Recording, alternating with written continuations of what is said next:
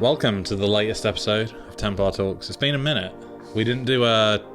What do we even call the live show? Templar After Dark this month. I haven't even seen a topic of discussion for today. Well, I was going to kind of lead with that. Obviously, as you may or may not have become used to now, we'll typically start these podcasts where I'll hand over to Todd to introduce the topics or pick a topic of our agenda. But effectively... the day today is the 30th of May. This episode is going to be going live tomorrow on the 31st. We're keeping to our one a month. But we flew back from Naples this week, so it's been a bit of a hectic one, and I think we just kind of figured we'd have a bit of an open discussion about LEC Naples, how the group did, our experience of Naples and the event, and just have a bit of an open chat. So it's probably going to be a shorter podcast today, maybe like 45 minutes instead of an hour. I don't know, maybe we'll stretch it and it'll be longer, who knows. But we're just going to ramble about kind of, you know, everything we came across at our time in Naples. So I guess we should start it off with results, right? Yeah. So to begin on day one, on the Friday, myself and Rob did the LCQ. Both of us dropped. I think Rob went 1-3. I think, no, 1-2 drop. Can you only lose 2 rounds? I think it's only 2, yeah. I think he went 1-3 anyway. And I mean, it's a good experience to play, right? Yeah, sure. And I was 1-2-1 going into my round, and it was going to time, I believe. So I dropped, I think. I can't remember. The chances of making it for both of us if were I like recall, slim to none. you gave the win to your opponent. I might have. Instead of drawing. I think so. But we were both functionally out. We both played blue-white control. It was a terrible choice. I think for me, I mentally broke. My round 3 was a domain match that went to time, and I was winning 1-0, and they won game 2 in time. So that put me on the draw bracket. So I was obviously then paired into the blue-white mirror, and that game 1 went to time, and I lost in terms of game 1. So it was just. It wasn't a fun experience. Sounds soul destroying, if I'm honest. Yeah, it wasn't ideal. So the LCQ started on a low for both me and Rob. We figured we'd do side events and just kind of chill the rest of the weekend. The main event, Day 1, Saturday. Yeah. So shall we? So the group we kind of congregated with, and some we travelled with, some we met there. I think if we start from, should we start from high to low results? We may as well, or should we? Yeah. So. Benton went 11-4 and re-queued for the Pro Tour. So that's both days then, right? Yeah. I'm just gonna reel off the final results. Like we've teased it in the video, right? Of like, oh, are we gonna make it? So Benton went 11-4 and re-queued for the Pro Tour, which was a great emotional experience. Sean and yourself ended on 9-6, which was definitely 2 trajectories, which we'll touch on when we go through the. You know, we're mainly going to be talking about Todd's journey, of course, but you know, we'll throw in some of Benton's and the roller coaster rides. Rocco ended 5-4 day 1. He didn't make day 2. Those were the only players that made day 2. Nico, Rocco, and James all fell in the same round in terms of when they dropped. In that they were all in that 4-3. I think James was 4-2-1, but it's functionally 4-3, and all of them fell in that crucial round 8 where you then went to 5-3 to have your winning in, and Benton also had a winning in on that day 1.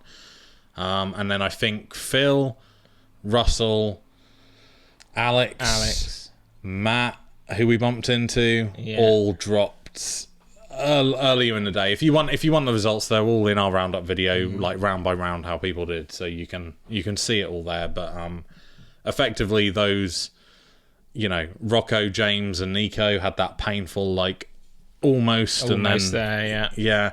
Sean had the roller coaster of, I think he was 7-2 day 1, like cruising, and then hit the wall in day 2, and then yourself and Benton had that 5-3 winning in, and you know, almost went on. So I guess I'll hand over to you for kind of your journey. I think you've actually got your, like, not round by round, but the decks you played against. So obviously you what deck were you on, I guess, is the well, I mean, it's no surprise that I was playing an aggro deck. I chose to play Boros Convoke. I don't know how anyone could fathom bringing a control deck to 15 rounds of standard, but some people did obviously do it, and I wasn't sure about standard as a format. It's not how I queued. Right, I won my slot in modern. So, one of the Axion like super qualifiers. Yeah, so obviously I played one standard RCQ and lost in the quarterfinals playing Boros Convoke, but I enjoyed the deck. Mm-hmm. And then obviously the tournament after that was a Mega Modern, and I queued in the Mega Modern. So I decided to play no standard between that qualifying and then. No, you lie. You did play one. You played the Store Championship. Oh, I did play the Store Championship, yeah. And that was not a good experience. I did worse in that than I did in the RC. And then, so I didn't have high hopes for the RC. I was just going for a good time. Sure. And an experience of playing at that level, I'd say it's probably on par with Mega Modern level, but it's obviously standard. There's not really an equivalent level standard tournament in the UK, so it was an experience. The format, I would say, is great, really. Really diverse, but very punishing in that some matchups just feel unwinnable. Sure. So out of all the 15 rounds, I played against 3 Dimir decks, Dimir Control, which is a pretty good matchup for me, I think. I think that was like one of the hot decks. Kind of like it kind of appeared in the last few weeks before the RC, and a lot of people were keen to try it, obviously. Yeah, I think people were moving away from blue-white maybe, but I'm not sure. Obviously, it might have a better game against Analyst. I think Deadly Cover-Up means that you can exile their win condition, which is kind of what it's trying to do. Played 2 of the Mirror, so other people brought Boros Convoke, which filled me with joy. However, I did not win any of the Mirrors. Were they 2 of your losses? Okay, yeah, 2 of my losses were the Mirror, which is sad times. Obviously, practice, kids. Played against 2 blue whites, which are miserable matchups, so I lost, but I only lost one of those. I actually managed to eke out a match against a blue white player. Played against Templar Analyst. Obviously, Sean brought that back, and it's incredibly popular since the Pro Tour. Yeah, I think he was the only contender to make top 8 with Analyst, right? Like, I think it was quite popular at the Pro Tour, but he definitely knows how to play that deck. Yeah, definitely. Phil also took that deck and didn't do as well. And let's be honest, there's an element of seating lottery there. Yeah, for sure. Boris felt good into Tema. Anyway, if you have the right answer at the right time. My list, I chose to play a main deck Avon Interceptor. That was pretty fun to watch people, suddenly have to play around. Yeah, everyone did comment on it as well. Played against a Gruul aggro, and that was really die roll. One of the few games I won the die roll. Did you win that game? I did win that match, sure. Played against Toxic twice. I would have liked to have played against Toxic more. Yeah, Toxic was another one of those decks that I think people didn't really take that seriously going in, but the meta was set up to, for Toxic to do pretty well, and I think it had the highest conversion rate of like the more played decks, which says a lot. It's fantastic against Domain and Analyst, and somewhat favoured in the control matchup, I think, but is very easy pickings for Boros Convoke, so I beat both of those. Played against Christopher Larson from Team Handshake, who was playing his own Jund Brew with a new card from the Big Score. Okay. A dinosaur that when it dies creates a token of itself, and when what's that old mechanic called from Fates Reforged? Ferocious. Whenever a creature powerful or greater enters the battlefield, gain free life and draw a card. Sure. So it was when he played that, I lost that game, but I managed to eke out a win against that deck. Played against the 4-colour Legends twice, which is the shenanigans with Rona and Infinite stuff. Yeah. They didn't get to do anything against me though, because I killed them both.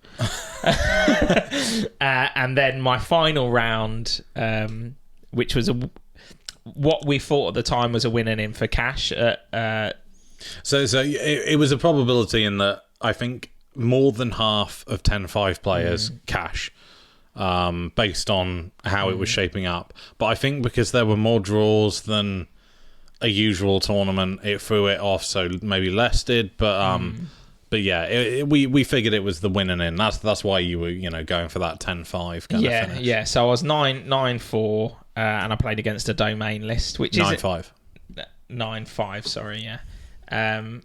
Playing against a domain list, and in the open deck list, he was playing 3 main deck Lightning Helix. So I didn't feel confident going in, and I was right to feel that way because he stomped me 2-0, and I did win the die roll. So out of 15 rounds, I actually only won 6 die rolls, lost 9, and then obviously my final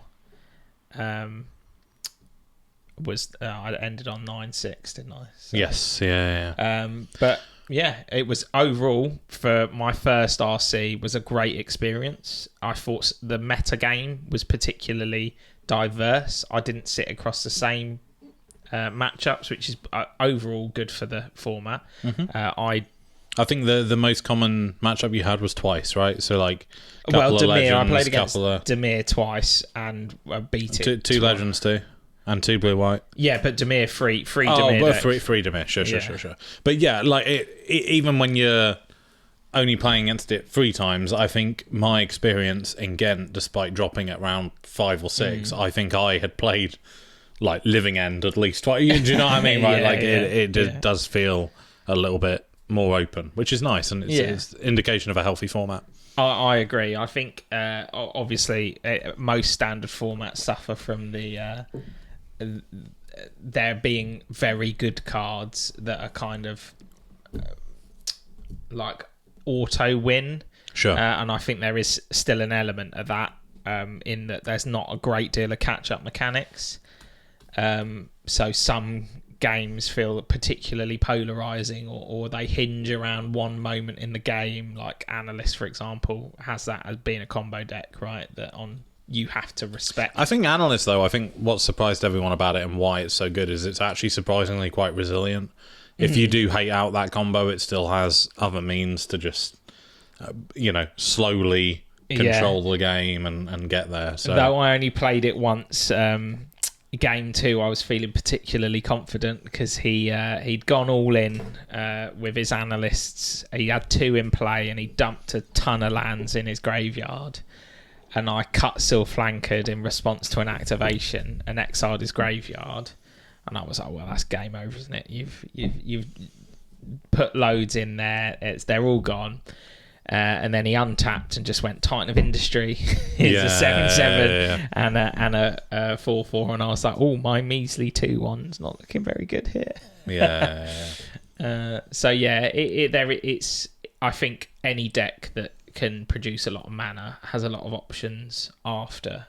It's like my first game plan is this combo. If you deal with that, well, I've still got 10 mana here, so here's 7/7. Deal with it. Yeah, I think standard's in a good place. I don't know. I guess we'll quickly go over the other runs as well, because we can't not mention El Capitan, Rocco Vitesi. He was on a tear, 3-0, went on coverage, and then went 3-1, 4-1, loss, which was pretty brutal. And he chose to take domain. He was on domain. In terms of people's decks, we had a mix of Analyst, domain, blue-white, and Convoke, I think was our general group's decks of choice. So there was no Demir, no Toxic, no Legends. I think Matt Brown was on Legends, actually, I want to say. But yeah, generally those were kind of the choices. And then I guess the savior for the weekend, because it was a little bit like so many people were close to day 2. Day 3, Nico lost a win in the Legends rebound, then lost drew one, then lost his next win in and didn't make top 8. You lost that last round, which we thought was cash, and Benton, Sean had also, was out of contention for the top 36 slots at this point, and I think Benton was in the final round and needed to win to make the PT, and he lost game 1 in the analyst mirror. It'd be good to talk to him about it and see it from his perspective. I got so lost in the actual moment that I just didn't film, which was like so poor on my behalf, but it was amazing because and he did have a lot of spectators, didn't he? Because he won the second game.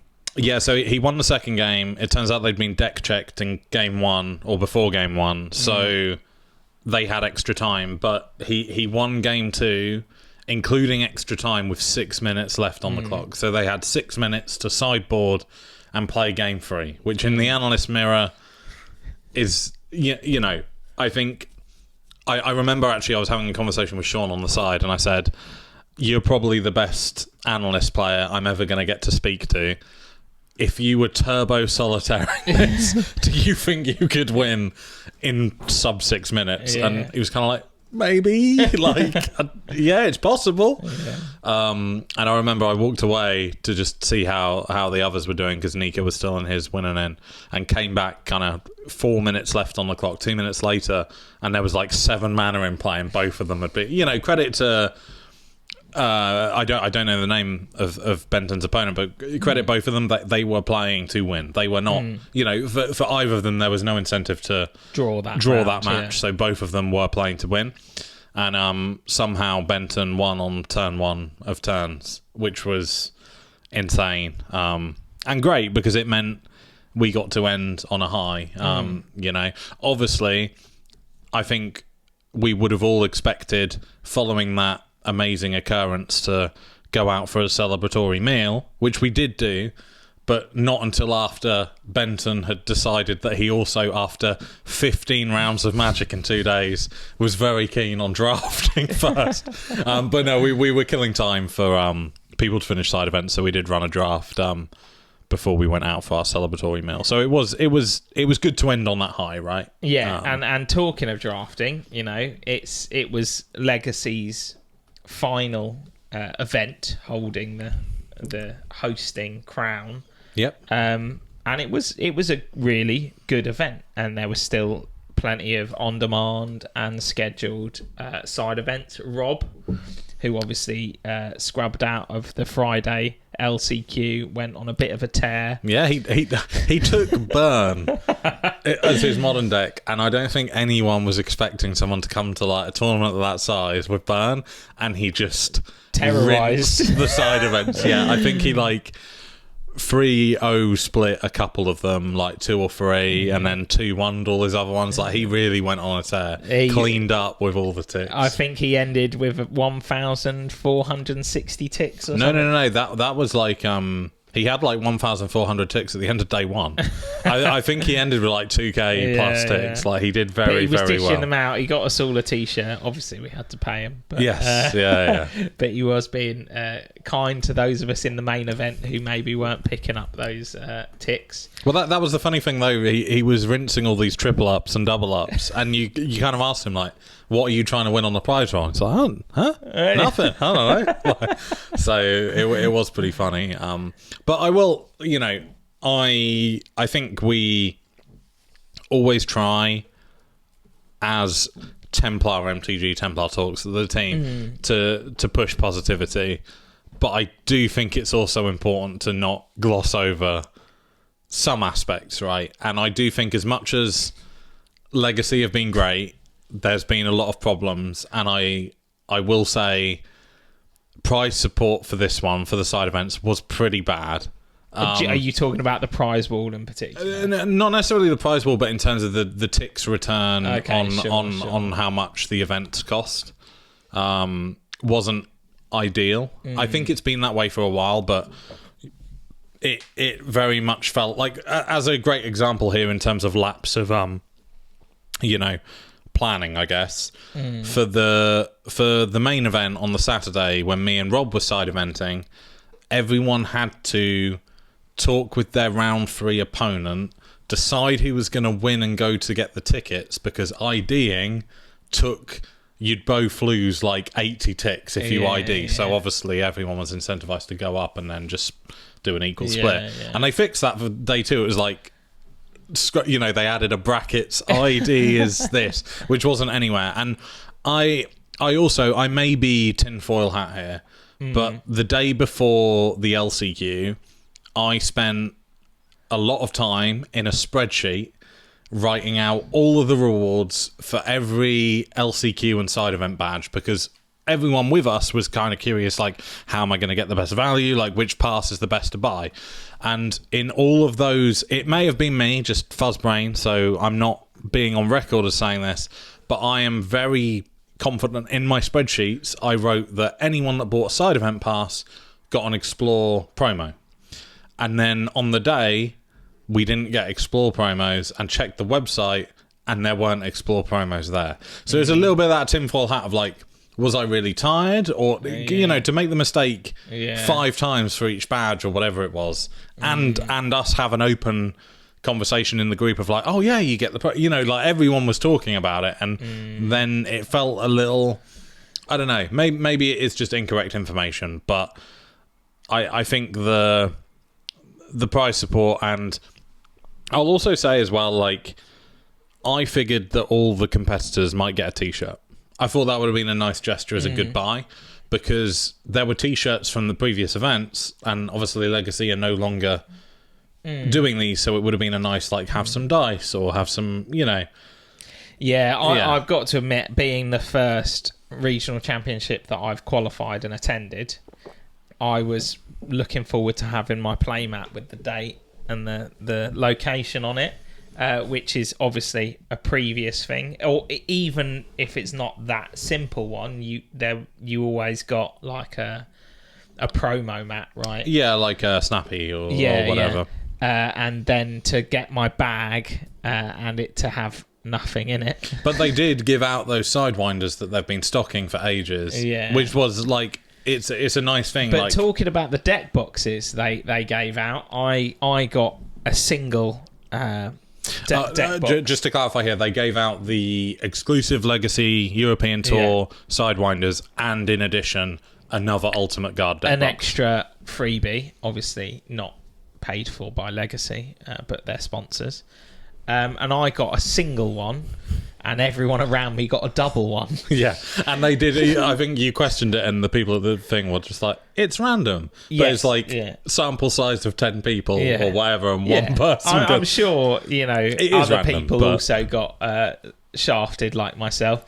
But to not explain that somewhere, like you said, but I also found it quite cheeky. Again, this is a very rambly podcast. We're usually more structured than this, but I kind of felt the draft pack, the side event kit, advertised an Ultimate Guard deck box as part of like, this is why you buy this, and it was the plastic £1 ones that like get thrown out because they fall apart, and it was an 80 plus as well, so you can't even fit a sleeve deck in it. Like, it really was, wow, this is thank you. I don't know, a lot of things were a little bit like that. I think myself and Rob both opted to get the slightly more expensive passes to get the unlimited drinks. Went for gold, right? Yeah, gold was like the middle of the pack, and you had access to what was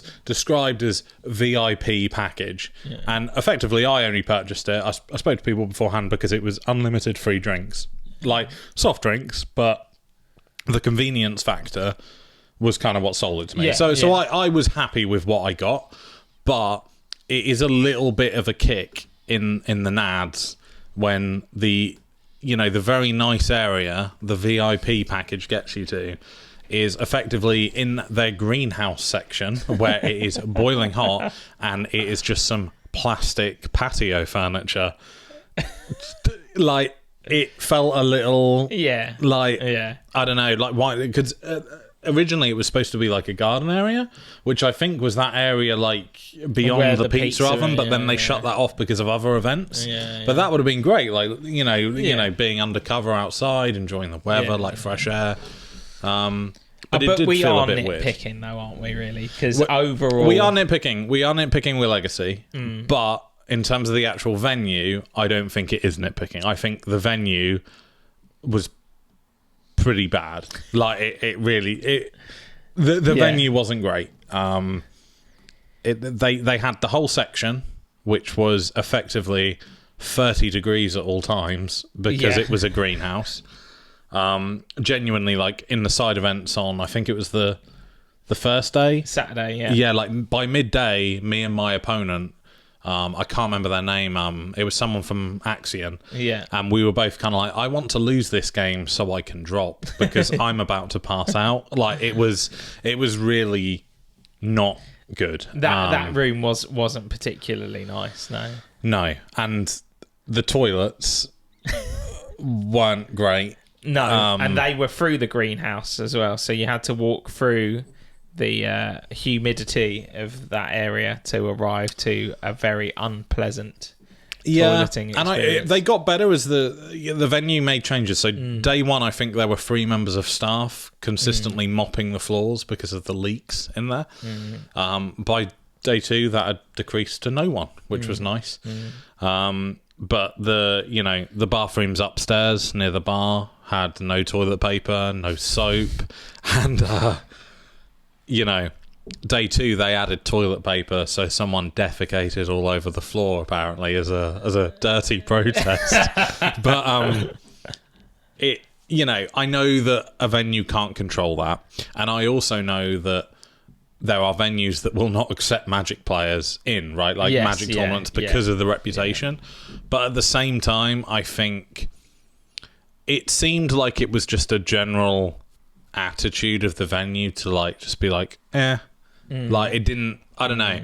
I'm looking enviously at Pokemon and being like, you're in real convention centers. Yeah. Why can't we have that? And I believe, I haven't been there, but I believe the convention center in Lille that's booked for the first tournament center one, which Legacy used as well, is great. Yeah. But I think for me, it begs the question, maybe it's best not to do events in industrial estates in Belgium or weird campuses in Naples.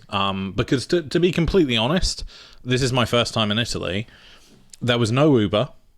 There was like very limited kind of taxi options in and around the area. Transport, yeah. And it felt like a very like kind of nice throwback, more like rural kind of smaller city, which was nice. It had its charm, but in terms of actually logistics, it's not great. For example, having a venue next to a football stadium when there's a game on the same day as your venue, right? Yeah, like there were lots of things like that just feel a little bit oversight to me. But I am being harsh. I recognise I'm being harsh. No, I somewhat agree, right? I think the GP experiences that we used to have in the UK, in Liverpool, Birmingham, Manchester, London, were outstanding. What were GPs like abroad, though? Because GPs are before my time. I mean, I never attended one abroad, so we'd have to from what I've heard from James and Phil, they were very good. They were very well run in very good venues. So I don't think it's necessarily like a location thing. No, and elements of this were GP like, right? I thought the Ultimate Guard stand was fantastic. That was sick. Like freebies and professional players being able to play, people who were in between side events or whatever. I thought the artists they had on the wall, on the sides. Just to cut you in before I forget as well, I thought the judging team was great as well. I mean, we'll get to the casting team, right? Then the judging, judges, casting, we don't know whether they're being ported over to Tournament Centre yet. There's not a great deal of clarity there, but it would be a great shame to miss some of those faces that have, really made the tournaments run smoothly, but also be exciting and be entertaining. And I'm sure you've got some names to mention there. So, there's elements of it that were so close to what GPs used to be, but it just felt like we were shoehorning it into, or trying to cut corners where we could cut corners. And I personally, if I queue again, touch wood, hopefully do, want to see us move away from that for future RCs, because they are they're the stepping stone onto the Pro Tour, and I don't feel like the Pro Tour is going to be skimping out on some of these areas that we with garden furniture and whatnot. But again, didn't take too much away from the experience. Yeah, for sure. Like, really nitpicking, I recommend anyone to go. Just hopefully that those are areas that tournaments tend to look at and go, do you know what, actually it's not that expensive to do that a little bit better, or it's not that difficult to make the experience better for the players. Give them a play mat, make them feel like they've actually earned this qualification, because I've gone there and I haven't cashed or queued for anything else, and I've come home with a deck box. Yeah. And I do get it, but cost price manufacturing of 1,000 playmats is probably fairly inconsequential when you take into account the scale of the event you're putting on the prizes you're having to give out. So yeah, I don't know, it's tricky, but I think also WotC, it would be great if they could put their hand in their pocket and help out the events organisers as well, because as you say, this is a route to the Pro Tour, this is their premier kind of big event, so it would be nice to see some of that. But just going back, I'm not going to do my usual thing where I spend loads of time talking about Will Hall, but I thought the whole of the casting team was fantastic. Yes, yeah. Some of the casters were even coming over to the Ultimate Guard booth, chatting with it. It was really, really nice. The judging team was fantastic as well. I think they had to deal with a lot of, quite frankly, bullshit going on. The melee kept breaking because there was the biggest Lorcana tournament going on at the same time in Lille. Congratulations, Frank. Yes, yeah. I think George from Chad Magic was out there as well. I don't know how he did. We knew of quite a few people who went to the European one. Yeah. And obviously at the same time was the Atlanta one. Oh, yeah. So there was more than just one big Lorcana tournament going on. Yeah, it was... You could see why the software crashed. You know what I mean? Multiple thousands of people refreshing their round timers. Makes me wonder whether I should have been going there, to be honest. Well, yeah. There is that. I think that's the thing. So just to, go off on that tangent, the Lorcana tournament, the winner, it was Frank Carsten, but regardless... He won the American one, right? No, he won the European one. He won the European one. Atlanta, I think, might have been last. I don't think they were the same time. Oh, okay. They might have been. Yeah. I can't remember. But effectively, he won what cost Ravensburger a $5 to make, and it's worth thousands, right? So if WotC could just say, here's a set of collector's edition or whatever, here's a set of 30th anniversary, this worthless cardboard, here's a set of play sets of every card coming out in MH3 shipped to your door. You know what I mean? It will cost them next to nothing. If you want to include shipping and insurance and that, let's say it costs them $500. It wouldn't be that high, but you could do stuff like that and it would make it so much more valuable to the players. And I think it's some of the, and I love card markets, so I don't want to make this sound ungrateful, but the winner of Legacy European Championship got $15,000 and a €50 card market voucher. I think it's just perspective. Was theirs that small? I know there's. It was €50 from 36th to 1st. Okay. So I think it's silly things like that to me that just how is that happening? Yeah. And it is weird. And you also wonder why you're giving that to the people who are winning cash. Yeah. Like, drop that prize down to the top 64, right? Or give a tenner to everyone. Do you know what I mean? Or a fiver. Like, I don't know. It just feels, because I remember talking to, I remember Benton getting out his prizes and having the voucher in there. And there's some really cool stuff, like Ultimate Guard, another sponsor of it. Yeah. Give you a special, like, deck box with the prizes in, with printing. You know what I mean? So I think some of the sponsors get it. I think Ultimate Guard, like, I think they've been in the game long enough to kind of get it, but it feels like WotC could do a lot more. And I feel like the card market thing, it's great that they're getting involved, but why not give a voucher for the vendors? Do you know what I mean?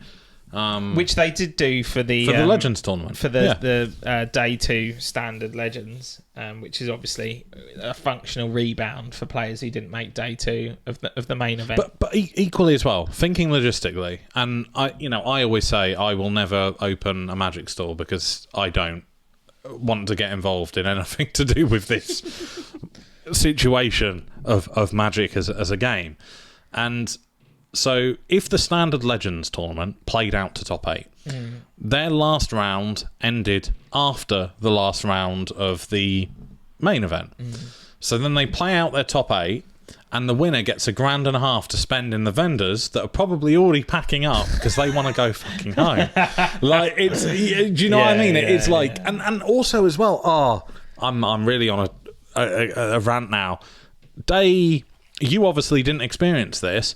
We all want to see how our friends that are in these crucial winning in for day 2 situations, they kicked everyone out of the venue. Oh, yeah. So there's just a sea of people sat outside trying to peer through the door to see if their friends have qualified or made day 2. Now, I do have somewhat to add to that because though I think it's a bit OTT to kick everyone out of the venue, I do really dislike when people are allowed in the aisles, and I know GP. I agree with that. And when I was top 64 of the GP Birmingham day 2 in like 2018 or something, they did that, and I felt a bit important. I was like, I'm finally getting some headspace to play this game at a top level.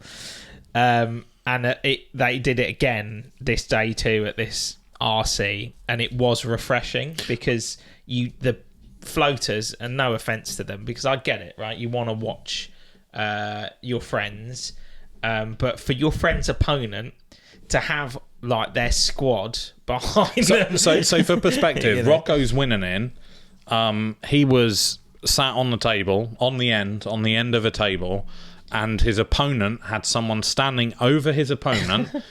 Someone over Rocco, I think, as well. And then a third person sat on the end of the table, leaning on the table. And I've got to, watch the video. There's a clip of it. I remember looking at that and being like, surely they're gonna migrate. I'll go see how everyone else is doing because I caught it from afar. And then I spoke to Rocco afterwards, and he's like, no, that was the whole game. And I'm like, that's a bit rough. But equally, I appreciate that at this event they didn't let people in the aisles, but they allowed on the ends because that's how I was kind of monitoring. But ironically, in the most important winning ins with Benton, and that's that row, what I was going to refer just to. went to shit, and everyone was just crowding anyway. So and I get why, but I think just out of courtesy, I appeal to all of the Magic players who tune in for this. Please don't do that. Or if you do want to watch, so the winning in tables for the super important places are usually on the end, right? Stand back a meter. At least a meter. Don't be over the top of these people, Who are trying to make pretty important decisions. And that was the thing as well, the level of how often it happens is I was watching those final tables from about a metre away, metre and a half away, standing having a conversation with people around me, and people were pushing in front of us to get behind them, and you're like, well, this was supposed to be the red tape of respectful boundary. I mean, I've been in situations though, I'm sure this didn't happen, and I certainly didn't see it happen, and I'm pretty coy, a bit poker player with my hand, in that I look at it and then it's flat on the table. Sure. And I know some people don't do that. Some people are holding it very visibly. And I've looked at opponents and looked over their shoulders, and they've been like, "Oh yeah, they've got to get lost." Yeah. And I know like, what you mean. oh, you're like, now I know information that I wouldn't have known and probably shouldn't know, because blabbermouth over your shoulders discussing your hand and how it interacts with this board. And I know that's not intentional, but it's obvious. And I think one of the funny incidents I actually found was, again, in that crucial... I keep going back to it because it was such a moment, but when Benton was playing in that winning situation, as they went into game 3, the head judge of the entire, one of the... I think there were 2 or 3 head judges on the day, but was leant on the table over him, because Benton flicks his card so quickly that he needed to ensure he wasn't doing some weird picking up and stuff. Obviously, it's just that ADD mindset of fidgeting. But it was quite funny to see a judge kind of with the microscope, kind of what's going on. Some sleight of hand shenanigans. Yeah. Well, definitely not. But yeah, no, definitely I know what you mean. But yeah, overall, I want to requeue. I will probably go to Lille regardless of requeuing and do the LCQ. I thought it was a lot of fun. See a lot of good people. To end on a positive note, I just, I think everything they did was great. I just think if it's elevated that extra 10%, it makes it into a really, really amazing experience. And like this time, when Lille is organised, I think it's about £200 for the twin room, so it's about £200 including travel to go to a 3-day event, which is amazing. Unlike last time, it was in Lille and it was at the same time as the Rugby World Cup, and it was 900 to £1,000. So I'm hopeful that these kind of trends of a little bit more foresight will continue. And I think somewhat Martin User was talking on Twitter, wasn't he, about making it more routes to the Pro Tour and making it more accessible and more exciting. And at the end of the day, we had 808 people in the main event who'd obviously qualified from around Europe for this event, and they all got to go home with a deck box and an experience of some pretty pooey toilets. So, tournament centre, let's make it a little bit more exciting than that. and more importantly as well, this is not going to get to many ears that need to hear this, but tournament centre, please just get the same casters back, because it's an experience that's been working. The coverage has been great, and I think as well the coverage has elevated in that now there's a room camera, and there's 2 feature tables with great picture quality, and there's no, it's got to a place where it'd be great to keep it going. Yeah, so, and create a watching area in the venue, because Ultimate Guard did it on a couple of their monitors, and it was amazing. And groups of people were standing around that in the final 3-4 rounds, you couldn't see the screen. It was that popular, and that's the experience that we want people to have. And also, just to throw a little bit more shade at Magic players, as I always like to do, in the VIP area, I was lounging in my plastic patio furniture, having a coffee and watching the TV they'd set up for the coverage. One, it didn't have any sound. That was great. I went over and was like, can I turn this up? Oh no, there's just no audio. Cool. And then 2, probably every 5 minutes, people came to watch the footage with me. And rather than do what most people do at a pub for football, where they kind of, oh, sorry, man, just stood in front of the television. And I'm just sat there bro, come on. But, they just wanted to watch the game so bad. Yeah, they just wanted it more than me, right? It's about that mindset, But on that note, we will leave our very rambly episode of Templar Talks there. We might be back with After Dark next month. We're not sure. We need to find a new time for it, because the 11:30 p.m. slot on a Friday after a week of work. If you did suffer the last one we did, you saw a very tired Stephen and Todd. Yeah, it wasn't great. But we'll be back next month with Templar Talks. We're going to be at all the local RCQs over the next few weeks. Yeah, 2 at Langdon, 1 at Skyward Fire. Yeah, the Skyward Fire one's going to be live broadcast. We're going to have Raoul Zimmerman, Pro Tour competitor and all-round great guy on the coverage. I think I'm going to be joining him. Not 100% sure. Might be someone else.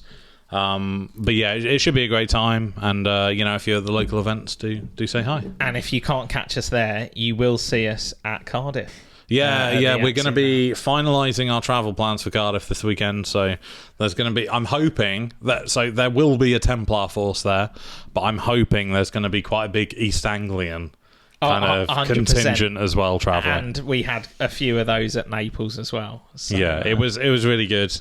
We've all got the buzz to travel, so until next time, hopefully we'll see you at some of those events we're going to, and thank you for listening to this very rambly episode of Templar Talks.